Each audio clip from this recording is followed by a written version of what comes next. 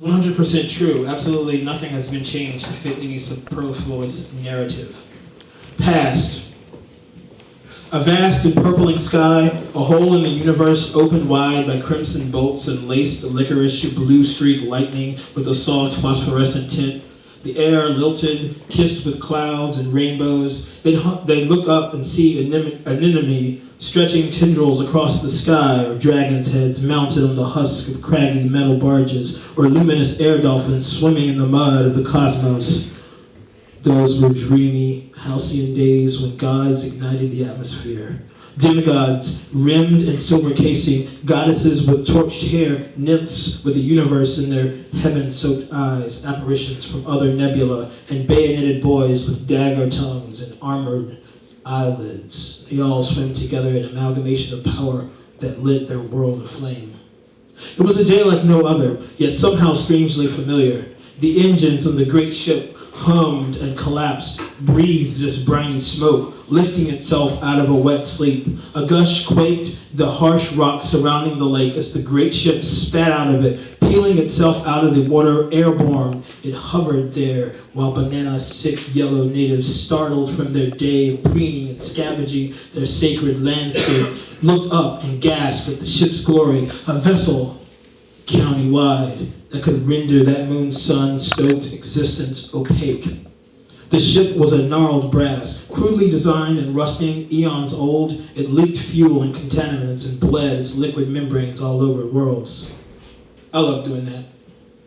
Through the perfect sphere of his domed helmet, you could almost see Metal Man smile. Light traced the ley lines of his armor. His chest plate spun in a dangerous centrifuge. His visor display lit up in green, pixelated icons as data whipped around every diamond surface on his body.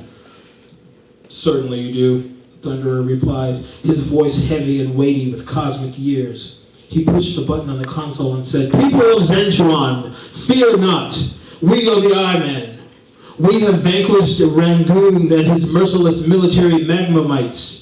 We have protected the last known supply of your beloved Antium and sealed off the mines. Know this, while we have traipsed through the darkness to bring you peace and light, through the fiery star fields of the body of the Taurus, only to be met with the hammer of Galvatros himself, we, yet and still, the I-Men, bring you light, bring you victory, and an enduring peace." Rain Woman was staring in the doorway. She offered a slow clap, then returned her arms to its position, folded over her chest. "That was one of your better victory speeches, Thunderer. Now, if it's okay with you two, I'd like to get off this godforsaken rock and get some cryo sleep." "Will do," Metal Man answered, turning from her at the ankle, his whole body in a swivel, his feet turning afterwards, his armor spitting out angelic commands. "Initiating spin gauge. Loading prime effects. Downloading Centauri star map. Light hover thrusters engaged." You know, it's really hard to sneak up on bad guys with your stupid armor chirping off like that all the time. Doesn't that thing have a mute button?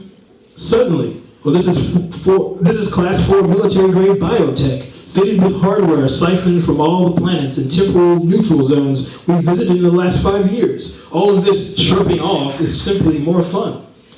You know, I liked you better when you were wearing that piece of shit tin can we found you in. The ship lurched forward and spun out. The jaundiced and odd people of Zenchuan disappeared as the ship cracked through the thin veil of the planet's atmosphere and launched out into deep, dark space. They'd be on Earth soon. The mighty Thunderer sat and watched the stars trail past. Eventually, he'd make his way down to the cryo chambers. He liked to watch them all sleep, but especially the mighty Crunchor, whose body was an amalgamation of dense particles birthed in unbreathable space, of rippling, sinuous, turgid muscle over bones of hollow steel and magic. His white blonde hair, his face like a child unkempt and prematurely thrust into the throes of barbarianhood.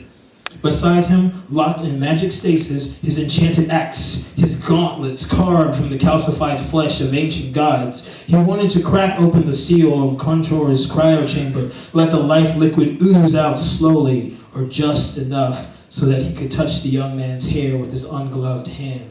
Instead, he tapped the glass and returned to his chamber. A mandroid entered into his room. "The usual dream, sir," he announced in a soft, obedient timbre. Yes, the visions of my homeworld, destroyed by lightning beast, the dying images of my master and teacher, Zane. I know it well, sir. As Thunderer unsheathed from his uniform, a modified version of clothes from his long-dead homeworld, dusty boots caked in ash, twists and ties wrapped over the bolt-streaked spandex, the emblazoned symbol of an atom lit up with lightning bolts, the images of the tranquil world whose destruction he was saved from, flashed in the surrounding LCD screens. Mandroid, leave this chamber at once! Mystica was backlit with a swirl of patterns, holograms spiraling around her body. She hovered just inside the doorway, her long cloak gathering under winds she seemed to be creating. Her eyes were piercing white, hollow, and vacant. Mystica, what madness! Thunderer, half-naked, protested. We must sleep for the journey home. But Mystica watched the images on the screen, the huts and the simple thatch houses of Thunderer's home planet under attack, the whole structure of the world coming apart in a ravenous display of hungry, starved energy. And she screamed out, "No! It's already started! The fabric of this universe is coming apart!" And she collapsed into the Thunderer's arms, the mystical display vanishing as if someone had slowly turned out the lights, and her eyes returned to their normal dark green. We were too late. We couldn't save him. We couldn't save any of them. So Thunderer held her there for a moment, her elf-like body limp in his hands, and he watched her for another moment more as she dreamt of portentous things to come.